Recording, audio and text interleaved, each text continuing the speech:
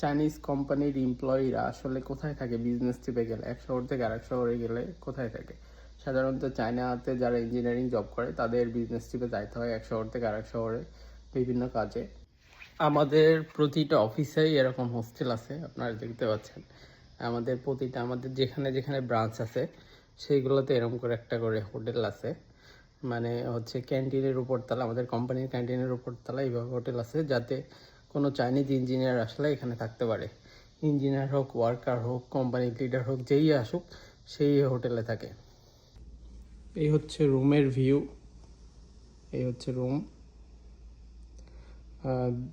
দুইজন থাকার জন্য। এই পাশে হচ্ছে টিভি রাখছে, টিভি এখনো লাগানি হয়তো। এই যে ওয়াশিং মেশিন রাখছে এবং চা খাওয়ার জন্য জিনিস রাখছে, নুডলস রাখছে ক্ষুদা লাগলে যাতে খাওয়া যায়, পানি গরম করার জগ, যে কাপড় ধোয়ার জন্য আর কি লিকুইড রাখছে কোম্পানি থেকে। যদি ওয়াশরুমটা দেখাই, এই যে ওয়াশরুমটা সব কিছুই আর কি সুন্দর গোছানো। মানে আর কি এমপ্লয়ির কথা চিন্তা করে চাইনিজ কোম্পানিগুলো আসলে চেষ্টা করে যে তাদের এমপ্লয়িদের সেরা সার্ভিসটা দিতে এবং সেরা জায়গায় রাখতে। এই দেখেন কত সুন্দর পরিবেশ।